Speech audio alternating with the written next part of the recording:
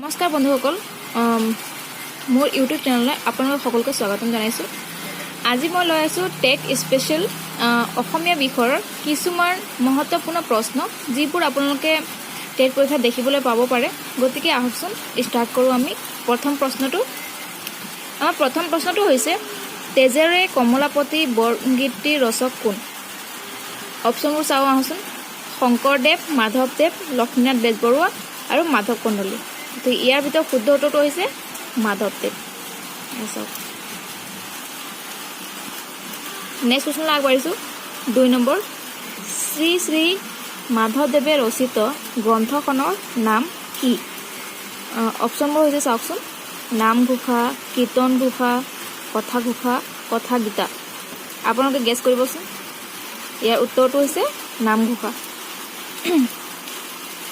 আগৰ প্ৰশ্নলৈ আগবাঢ়িছোঁ এতিয়া। মাতৃভাষা হ'ল ব্যক্তিৰ প্ৰথম ভাষা, দ্বিতীয় ভাষা, ঘৰুৱা ভাষা, উপভাষা। ইয়াৰ শুদ্ধ উত্তৰটো হৈছে ক নম্বৰটো প্ৰথম ভাষা। মনত ৰাখিব। আহকচোন নেক্সট কুৱেশ্যনলৈ আগবাঢ়িছোঁ।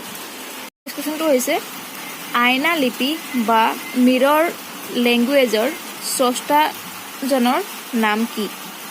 ইয়াৰ অপশ্যনবোৰ হৈছে দীপক শৰ্মা, খ হৈছে উত্তম দাস, গ হৈছে অৰিন্দম গোস্বামী, ঘ হৈছে ওপৰৰ এটাও নহয়। গতিকে ইয়াৰ শুদ্ধ উত্তৰটো হৈছে উত্তম দাস, খ নম্বৰটো মনত ৰাখিব।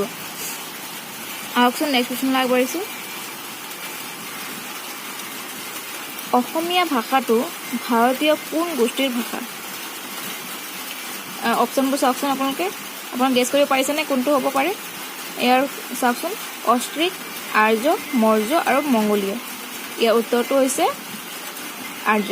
আৰ্য ভাষাটো হৈছে ভাৰতীয় গোষ্ঠীৰ প্ৰথম ভাষা।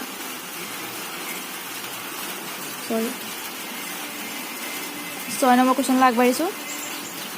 কম্পিউটাৰত কোনে প্ৰথমে অসমীয়া পুথি লিখি উলিয়াইছিল? ইয়াৰ অপশ্যনবোৰ চাওকচোন।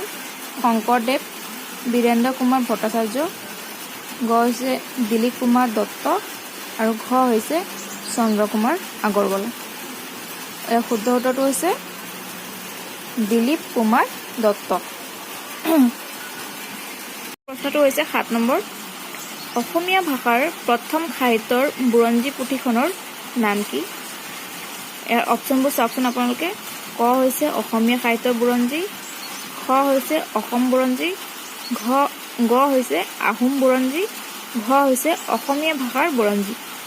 ইয়াৰ উত্তৰটো হৈছে অসমীয়া সাহিত্যৰ বুৰঞ্জী, ক নম্বৰটো হৈছে ইয়াৰ শুদ্ধ উত্তৰ। নেক্সট কুৱেশ্যনলৈ আগবাঢ়িছোঁ। প্ৰথম অসমীয়া গদ্য সংকলন কথা গীতাৰ ৰচক কোন? ইয়াৰ অপশ্যনবোৰ চাওকচোন। ৰাম সৰস্বতী, ভট্টদেৱ, শংকৰদেৱ, এটাও নহয়। ইয়াৰ উত্তৰটো হৈছে শুদ্ধ উত্তৰটো ভট্টদেৱ। মনত ৰাখিব, এইবোৰ বহুত ইম্পৰ্টেণ্ট কুৱেশ্যন। এইবোৰ পৰীক্ষাত আহিব পাৰে, নিশ্চয় আহিব। আহকচোন নেক্সট কুৱেশ্যনলৈ আগবাঢ়িছোঁ। 9 নম্বৰ কুৱেশ্যনটো হৈছে, কোনে বিষ্ণুপ্ৰসাদ ৰাভাক কলাগুৰু উপাধি প্ৰদান কৰিছিল?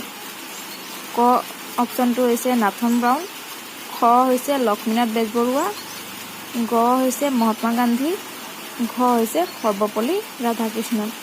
তো ইয়াৰ শুদ্ধ উত্তৰটো হৈছে সৰ্বপল্লী ৰাধাকৃষ্ণন। নেক্সট প্ৰশ্নটো হৈছে, শ্বেক্সপিয়েৰৰ কোনখন নাটক অসমীয়ালৈ অনুদিত প্ৰথম নাট?